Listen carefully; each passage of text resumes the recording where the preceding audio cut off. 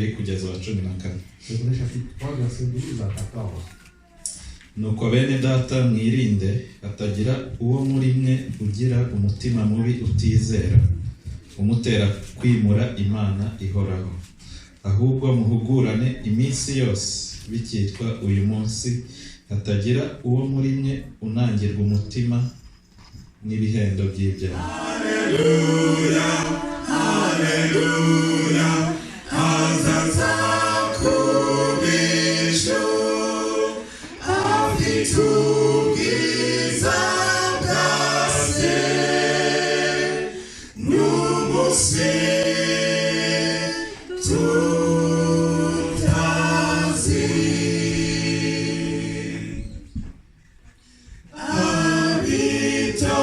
Abitondera igitabo cy'Imana,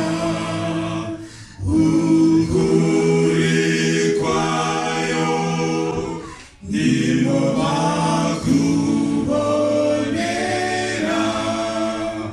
kw'ibyo hanuwe bitangaza kuza kwe n'umunsi tutazi. Hazaza, hazaza, duhore twiteguye. Hazaza, hazaza, haleluya, haleluya, hazaza kubisho afite ubwiza bwase n'umunsi tutazi. Nous remercions Dieu ce matin qui nous a réunis ici.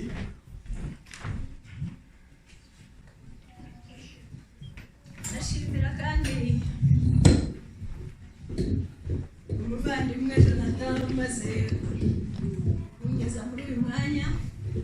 Je remercie également notre frère Jonathan qui vient donc de se présenter ici. Nshima Imana yampaye kuba ngihagaze hano imbere yanyu. Donc je remercie Dieu qui m'a permis d'être devant vous ici. Uyu munsi yashimye yuko nteka Aujourd'hui, il a voulu que je puisse vous préparer nourriture. ndasaba ngo umwuka w'Imana rero agere kuri buri wese amufashe gusobanukirwa n'icyo twateguriwe uyu munsi. Donc je remercie, je demande au Saint-Esprit pour qu'il puisse m'aider à pouvoir vous transmettre ce qu'il m'a transmis.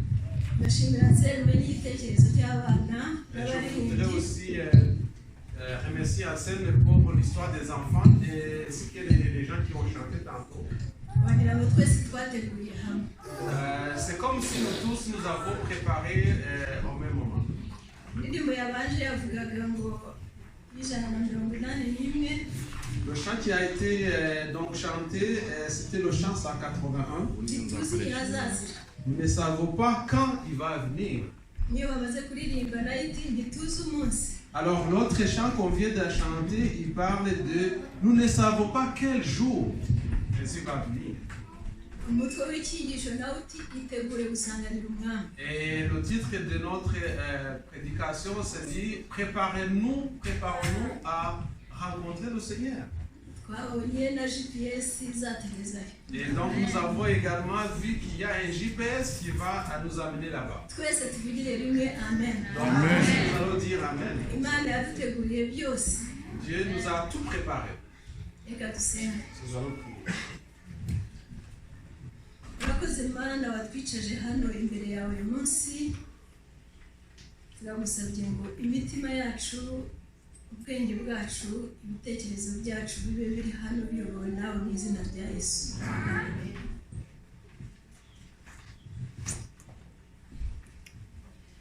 Itegure gusanganira umwami wawe.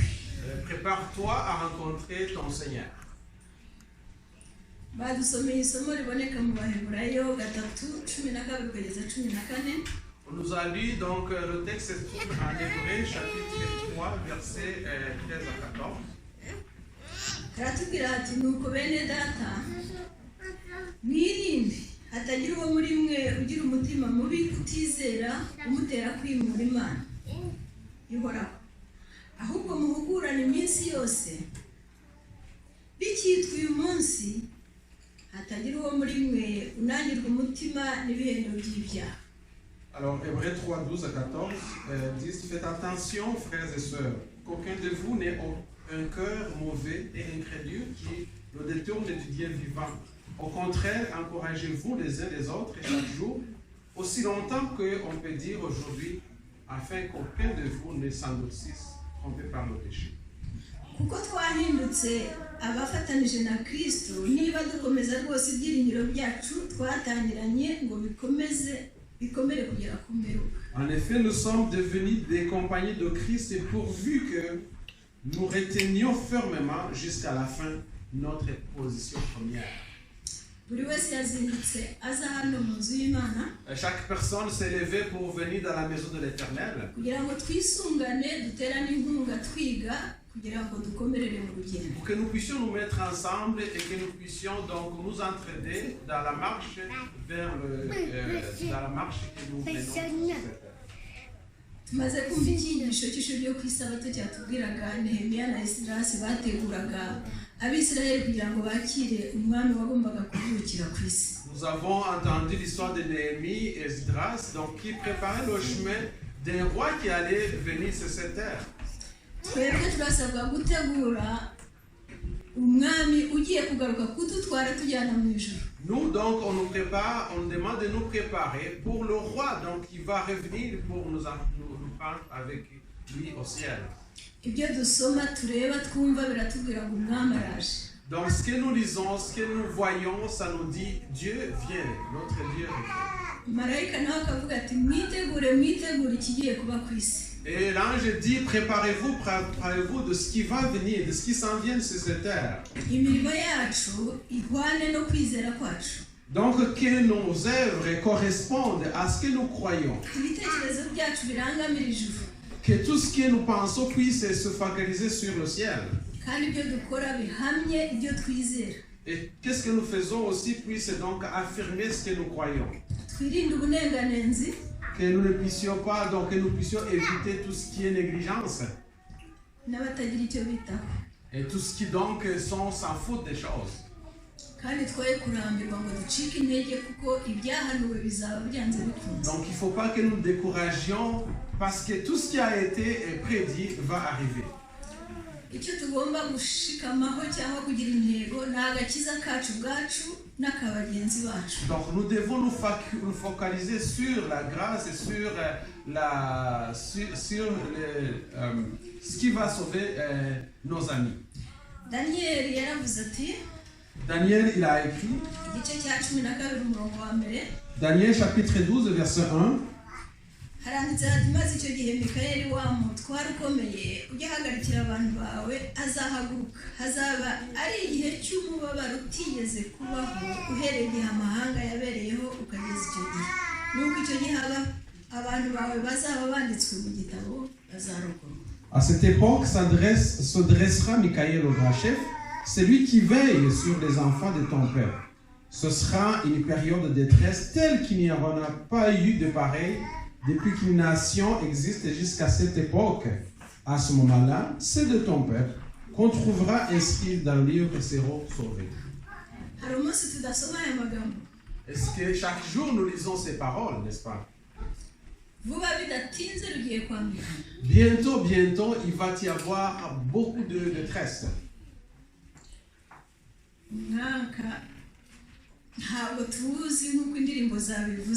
Nous ne connaissons pas la date comme on l'a chanté tantôt. Nous ne connaissons pas ni l'heure, nous ne connaissons pas ni la date, ni le jour, ni le mois. Tout ce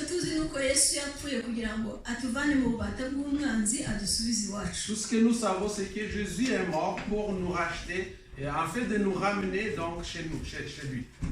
none se turakangutse turi maso kugira ngo dushake uko tuzagera ku gakiza Est-ce kacu? que sommes-nous réveillés pour pouvoir donc sauver et pour être sauvés? Mu isi ya mbere Imana yaravuze iti umwuka wanjye ntazahora aruhanya n'abantu naremye, wari abantu b'umubiri. Donc Dieu a dit qu'il ne va pas toujours avoir affaire avec les hommes qu'il a créés. Murazi ko habaye umwuzure, abantu banze kumvira imyaka 120 Nowa yari amaze abwiriza, abanze kumva bose baratsembwe. Donc savez-vous que finalement, 120 ans après, tous ceux qui n'ont pas écouté, tous ceux qui n'ont pas voulu écouter Noé ont été exterminés. Yesu yapfuye kugira ngo aducungure. Jésus est mort pour nous racheter. Ariko hari benshi badaha agaciro imbabazi yatugiriye. Mais il y a beaucoup de gens qui ne prennent pas, donc qui ne considèrent pas cette grâce, n'est-ce pas, qu'il nous a donnée. Imiburo duhabwa buri munsi mu bibwirizwa bakayishyira inyuma y'amatwi. Donc les gens qui rejettent considérablement toutes les prédications qui se prêchent. Abahanuzi baravuga impande zose. Il y a des prophètes qui parlent ici et là. Umwuka urakurwa ku bantu buhoro buhoro. Petit à petit, donc le Saint-Esprit se dissipe des personnes. Turabona amarorerwa mbese isi ihinduka nabi cyane kuko umwuka uvanwa. Donc, étant donné que l'Esprit de Dieu quitte les hommes, et les hommes donc font des dégâts, on voit beaucoup de problèmes au niveau des hommes. Ntabwo ibintu bizakomeza kuba gutya gusa. Alors, les choses ne vont pas continuer ainsi comme vous le voyez. Imana ntabwo izakomeza kurebera abana bayo bapfira kuri iyi si urupfu rw'agashinyaguro. Dieu ne pourra pas toujours regarder impuni donc toutes ces personnes-là qui sont en train de faire des mauvaises choses. Hari indirimbo ya kera murayizi ivuga ngo ibimenyetso by'ibihe, hari aho bavuga bati Yesu azaza kujyana abe abakure muri iyi si bajye kwibanira mu ijuru. Donc, il y a un chant qui dit que Jésus va venir pour prendre ses siens et il va les prendre avec eux au ciel. Uzaba urimo cyangwa njye nzaba ndi? Est-ce que vous serez parmi ces personnes ou moi, est-ce que je serai parmi ces personnes? Turabyifuza ariko se turabikorera. Nous voulons avoir ça. Est-ce que nous travaillons vraiment pour être pris avec Jésus au ciel? Ntabwo Imana idusaba gukora imirimo kugira ngo tuzabone agakiza. Dieu ne nous demande pas de travailler très très fort pour avoir sa grâce. Ariko dufite uruhare rw'ibyo tugomba gukora. Mais nous avons une responsabilité et notre part pour que nous puissions avoir justement cette grâce. Nubwo iyo umuntu agiye mu ishuri ariga ariko si mwarimu uzamukorera ikizami. C'est comme quelqu'un qui va à l'école, il va étudier, mais c'est pas le prof qui va faire son examen pour lui. Nyuma y'ibyo Imana yakoze kugira ngo irokore umuntu, donc après que Dieu a tout fait pour donc sauver l'homme. nihagira uwerekanisha imyitwarire ye ko atitaye kuri ako gakiza, Donc s'il y a quelqu'un qui manifeste quelque chose pour dire qu'il n'est pas atitaye kuri ako gakiza, donc qui ne prend pas en compte cette grâce, ngo azapfa urupfu rubi, azamura ku gikombe Yesu yanywereyeho kandi azaba apfuye by'iteka donc ryose. il va vraiment mourir et il va être privé, n'est-ce pas, de la grâce de Dieu. Turi mu gahe k'inyongezo Nous sommes dans le moment de reprise. gato cyane. Nous sommes dans un petit moment. Ntabwo dukwiriye kuba maso kuko tugakanguka.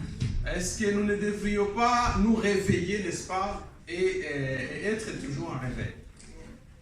Indirimbo ya 72 Le numéro 72, igice cya mbere iratubwira ngo donc le premier couplet du verset. hari imanza ubu nta kitarondora.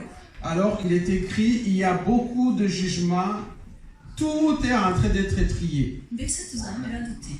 Comment allons-nous être Nitugera imbere y'umucamanza abonye ibyo twakoze byose, quand nous nous présenterons devant le juge? Après avoir examiné tout ce que nous avons fait, tuzakizwa n'iki uwo munsi? qu'est-ce qui va nous aider ce jour-là? Mbese tuzaba twiringanije cyangwa tuzatsindwa n'ibyaha? Est-ce que nous serons en norme ou est-ce que nous serons près où nous serons jugés parce que nous avons péché. igice cya gatatu kiravuga kiti tuzavuga iki tugeze mu manza ibitabo bibumburuwe. Alors, troisième couplet dit, qu'est-ce que nous allons dire lorsque nous serons devant le juge, n'est-ce pas, quand les livres vont être ouverts? Umuntu wese abwiwe imanza ze atakibona umurokora. Quand tout le monde va être exposé à ces jugements et que personne n'est prêt pour pouvoir le sauver. Dukanguke Nous devons nous réveiller. itegure gusanganira umwami wawe. Nous devrions nous préparer à rencontrer notre Seigneur. Benshi twavuye hanze y'iryo ngiyo, La plupart d'entre nous ont quitté à l'extérieur. twavuye mu bihugu byacu, Nous avons quitté dans nos pays d'origine. twageze inaha. Donc, quand nous sommes arrivés ici, Hari igihe kigera ukajya kwitaba mu butegetsi ukisobanura icyakuzanye. alors il y a des moments où vous devez aller donc chez les juges et vous allez pouvoir dire pourquoi vous êtes venu ici. Ni ibihe byoroshye. Est-ce que c'est des moments faciles? Njyewe ndivuga wenda nkurikije uko nagiyeyo bakimbwira bati itariki iyi niyo uzaza kwitaba umushyitsi wahoraga umeze gutya. Donc moi quand je suis allé voir, j'étais un peu tremblant quand même. Kuko ni abantu udasanzwe umenyereye, Donc c'est des gens que vous ne connaissez pas. utazi ibibazo bari bukubaze, Vous ne savez pas les questions qu'ils ushobora vont vous poser. kwinyuramo. Donc vous devez peut-être vous contredire. Ubwo rero murumva ko biba bitoroshye. None nitugera imbere y'Imana bizacu iki? Alors quand vous allez vous présenter devant Dieu, comment allez-vous vous présenter? Hari benshi bigiranye na bagenzi babo bakavuga ati naka najya mu ijuru nanjye nzajyayo. Il y en a qui se comparent à d'autres et disent, ah, si cette personne va au ciel là, moi aussi je vais y aller. Uwo twahawe kw'icyitegererezo ni umwe gusa ni Yesu. La seule personne qui est notre exemple, c'est Jésus-Christ. Dukorana nawe cyangwa ntabwo dukorana Est-ce que travaillons-nous avec Jésus-Christ ou ne travaillons pas avec lui? turi abakristo n'umutima wose cyangwa se ntituriho. Sommes-nous des chrétiens de tout cœur ou sommes-nous des chrétiens à moitié cœur? Yesu aravuga ati mubire cyangwa mukonje bitabaye ibyo ndabaruka. Alors Jésus dit, soit vous devenez chaud ou vous devenez froid, sinon si vous êtes tiède, je vais vous vomir. Hari benshi bataramenya kwitanga ngo babe igitambo gishimwa n'Imana. Il y a beaucoup de gens qui ne se sont pas encore donnés comme sacrifice accepté, agréé par Dieu. Imico yacu irahindagurika, Souvent nous changeons de comportement. tukireba Souvent nous nous regardons nous-mêmes. uruzabibu rw'Imana ntiturwitayeho. Souvent nous ne voyons pas, n'est-ce pas, cette vigne, donc qui est la vigne de Dieu. Benshi batuzengurutse bararimbukira mu byaha kandi dusabwa kubegera. Souvent les gens qui sont autour de nous sont en train de descendre dans le péché alors que nous les regardons. Kandi turabazi, Et nous les connaissons bien. ariko se turakora iki? Qu'est-ce que nous Inshingano faisons twahawe. dans la responsabilité que Dieu nous a donnée? Qu'est-ce que nous faisons, n'est-ce pas, pour ramener nos voisins qui sont dans le Twabwiwe péché? ko turi abakozi bakorana na Kristo. On nous a dit que nous sommes des ouvriers de Christ. None turamuhesha icyubahiro gute? Alors comment rendons-nous gloire à Christ? Bamaze kutubwira mu kanya bati ugomba gusoma ijambo hanyuma ukaryemera ukarishyira no mu bikorwa. Alors tantôt on nous a dit nous devons lire la parole de Dieu, ensuite nous devons la mettre en pratique. Et nous devons aussi donc croire à cette parole.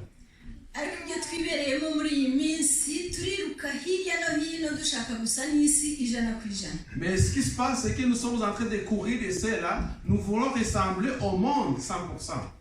Kandi turi ku rugabano rw'isi ihoraho dusigaje nk'intambwe imwe gusa ngo twambuke. Mais nous sommes comme entrés vers la fin, n'est-ce pas, presque vers la fin.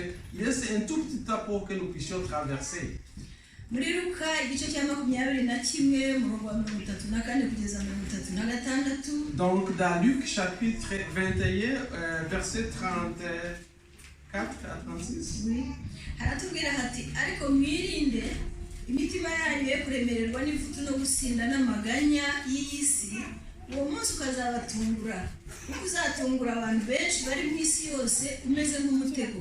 Nuko rero mujye muba maso musenga iminsi yose kugira ngo mubone uko murokoka ibyo byose byenda kubaho no guhagarara imbere y'umwana w'umuntu. Alors il est écrit, faites bien attention à vous-même, de peur que votre cœur ne devienne insensible au milieu des excès du manger et du boire et des soucis de la vie, et que ce jour ne fonde sur vous à l'improviste.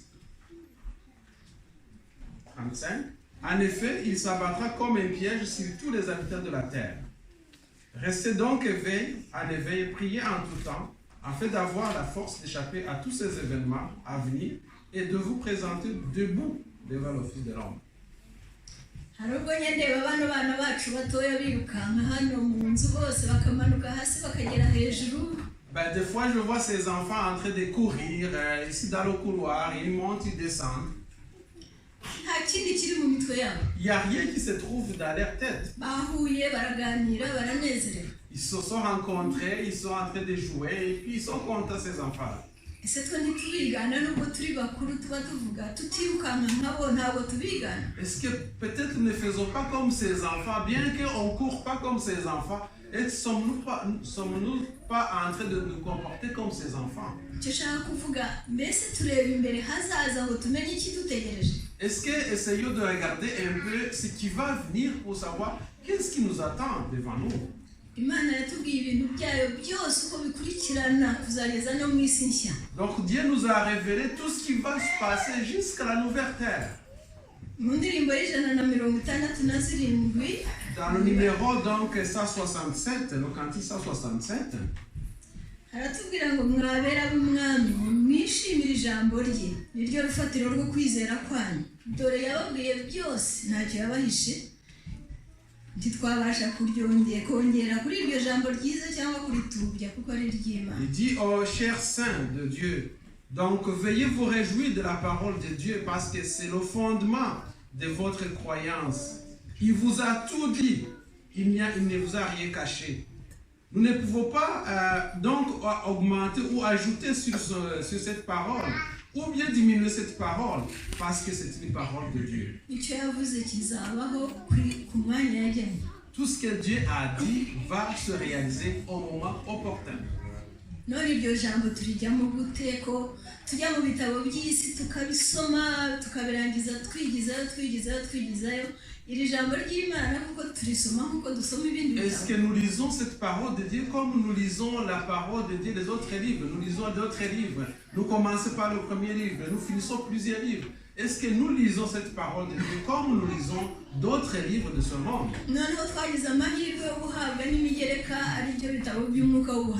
Nous avons eu la chance aussi d'avoir l'esprit de prophétie, d'autres livres, l'esprit de prophétie.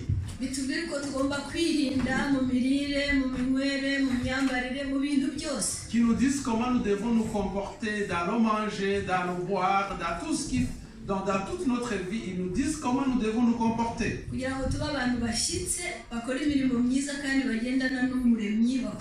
Pour que nous puissions être des gens complets, donc qui marchent avec Dieu. Dieu nous a tout dit. Je vais donner un autre exemple.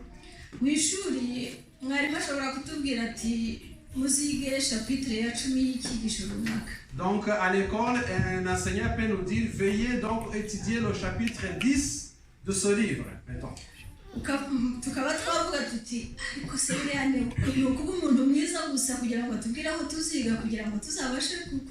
Alors souvent nous allons nous poser des questions. Est-ce que c'est vraiment la gentillesse du professeur de nous indiquer même le chapitre que nous allons lire pour réussir? Est-ce que c'est vraiment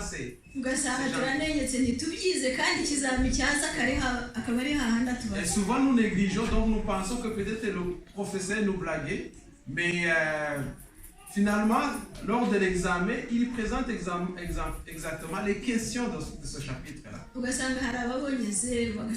Et vous allez voir qu'il y a des gens qui vont avoir 0, qui ne vont pas réussir.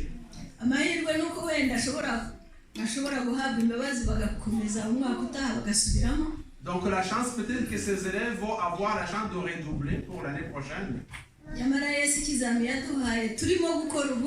Mais Jésus, l'examen qu'il nous a donné, que nous sommes en train de faire actuellement,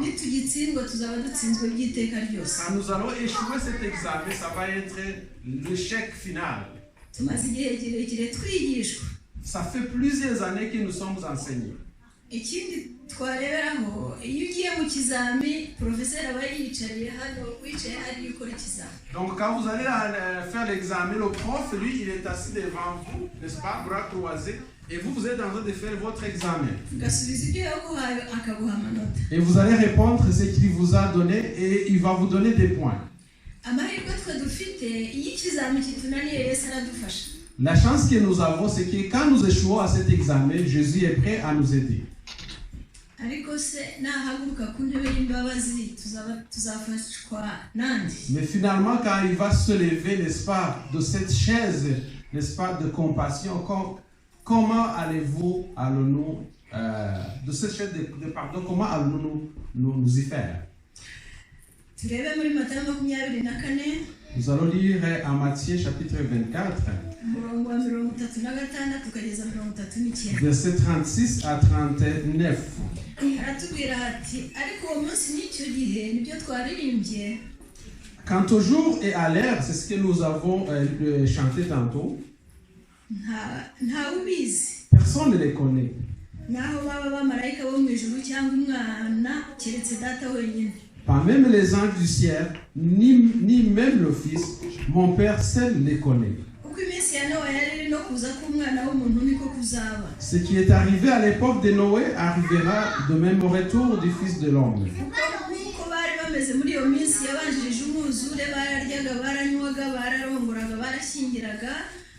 bageza umunsi nawe yinjiye mu nkuge ntibabimenya kugeza aho umwuzure waziye ubatwara bose niko no kuza k'umwana w'umuntu uzaba. Donc c'est comme ça que le retour de Jésus va revenir, car tout le monde mangeait, car tout le monde buvait, jusqu'à ce que le Seigneur, l'homme, le Fils de l'homme est venu, jusqu'à ce que le déluge est venu et plus personne n'a su. Dieu est en train de marquer, n'est-ce pas, un signe sur ses élus.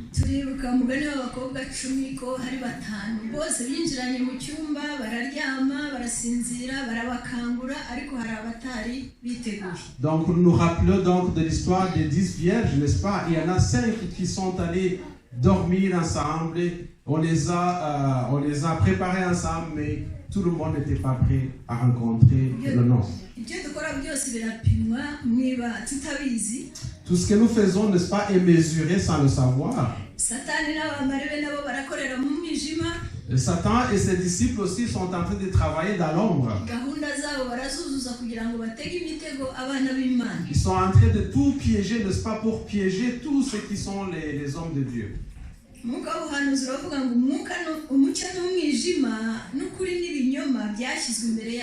Donc l'esprit de prophétie dit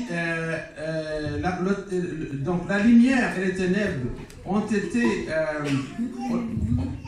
et donc la vérité et le mensonge ont été placés devant nous. Donc c'est à nous de pouvoir choisir qu'est-ce qui est bon et qu'est-ce qui est mauvais.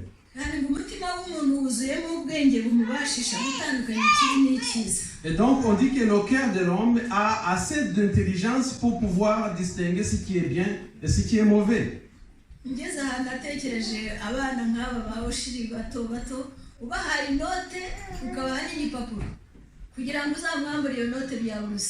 Donc j'ai pensé un peu aux enfants qui sont ici, comme les Oshiri, les autres. Je dis, si tu leur donnes un billet et tu leur donnes un papier, n'est-ce pas? Donc ça va être difficile pour eux de les arracher dans ce billet-là. Donc ces enfants-là savent aussi, n'est-ce pas, distinguer ce qui est important.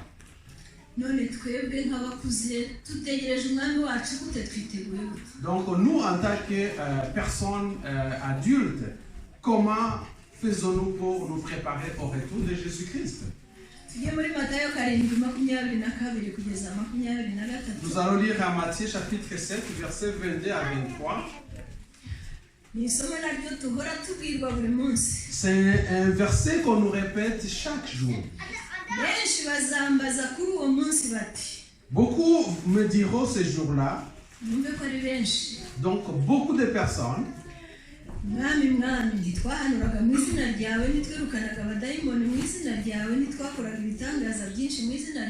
alors il dit, oh Seigneur, Seigneur, n'est-ce pas que nous prêchions, n'est-ce pas, à ton nom, que nous faisions des miracles à ton nom.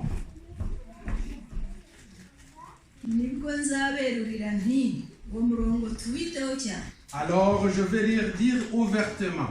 Sinigeze kubamenya nimumve imbere mwankozi z'ibibi. Je vous ai jamais connu, éloignez-vous de moi, vous qui commettez le mal. Twibaze tugeze imbere y'umucamanza ati mva imbere sinkuzi. Imaginez, vous êtes devant le juge et il vous dit, quittez devant moi, je ne vous connais pas.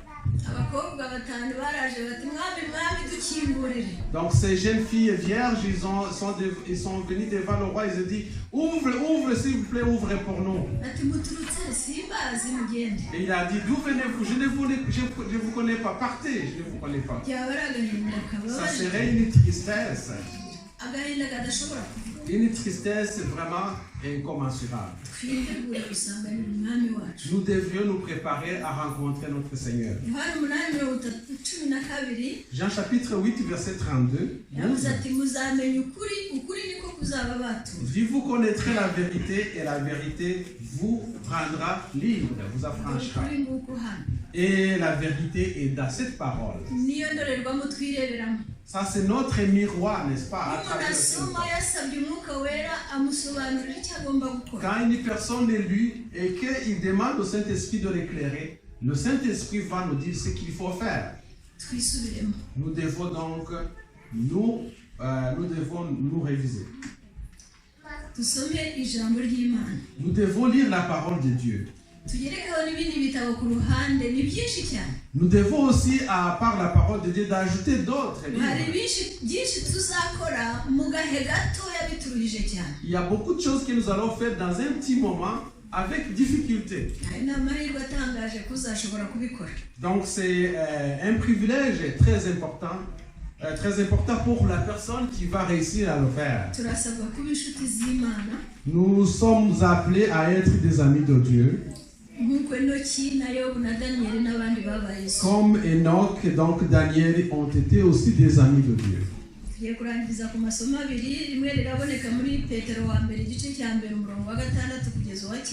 Je vais terminer sur deux versets. Un verset qui se trouve en 1 Pierre, chapitre 1, versets 6 à 9.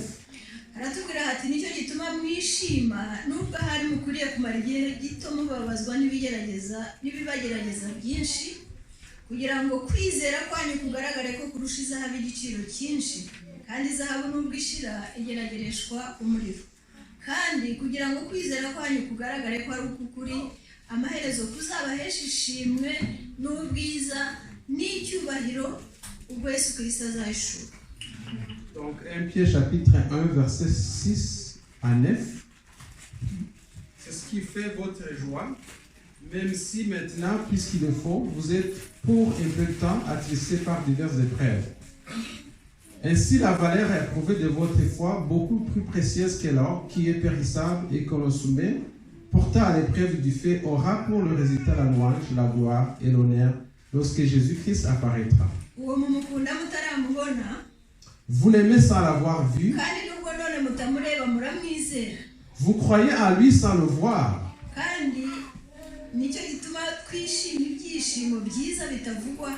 Et encore, vous vous réjouissez d'une joie indescriptible. Parce que vous obtenez le salut de votre âme pour le prix de votre foi. Dieu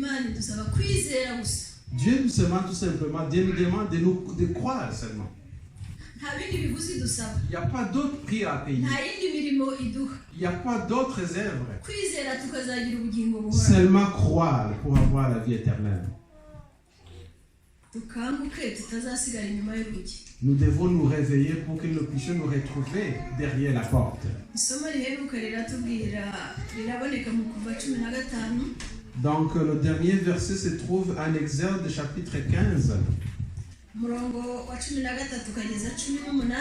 Donc du verset 13 jusqu'au verset 18. Quand Jésus venait de sortir son peuple du pays d'Égypte. Donc c'est les paroles qui sont dans le cantique de Moïse.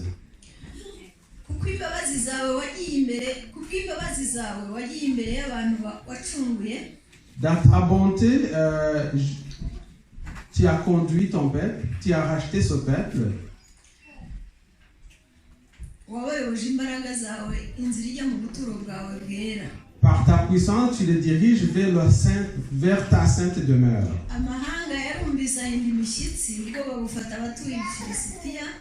Les peuples la prennent et ils tremblent, la douleur s'empare des Philistins. Icyo gihe abatware b'Edomu baratangara, intwari z'i Mowabu zifatwa no guhinda imishyitsi, abatuye i Kanani bose barayagana. Les chefs d'Édom sont épouvantés et un tremblement s'empare des guerriers de Moab. Tous les habitants de Canaan perdent courage. Ubwoba no gutinya bizabafata, gukomera k'ukuboko kwawe kuzabajunjika nk'ibuye, bageze aho ubwoko bwawe Uwiteka buzarengera urugabano, bageze aho ubwoko wacunguye buzarurengera. La terreur et la frayeur les surprendront. Devant la grandeur de ta puissance, ils deviendront muets comme une pierre, jusqu'à ce que ton peuple soit passé. Uzabugezayo ubushinge ku musozi w'umwandu wawe, ahantu witunganirije kubw'ubuturo bwawe Uwiteka, ahera amaboko yawe yashyizeho umwami. Tu les conduiras et tu les établiras sur la montagne de ton héritage, à l'endroit que tu as préparé pour ta demeure, éternelle au sanctuaire, Seigneur, que tes mains ont fondé. Uwiteka azahora ku ngoma iteka ryose. L'Éternel régnera éternellement à toujours. Uwiteka adufashe muri uyu munsi duhagazemo. Que Dieu puisse nous aider ce matin. Yadukuye mu isi y'ibyaha atugeza mu nzu ye. Dieu nous a fait sortir du monde des péchés et nous a amenés dans sa maison. Arashaka kudukura kuri iyi si akatujyana mu bwami bwe. Il veut donc nous sortir de ce monde pour nous amener chez lui dans son royaume. Niwe uzabaho iteka ryose, turifuza kuzabana nawe. C'est lui qui va vivre éternellement et nous aimerions, nous souhaitions donc vivre éternellement avec lui. Nibyo mbifuriza nanjye nisabira mu izina rya Et Yesu. c'est mon souhait pour vous et pour moi au nom de Jésus.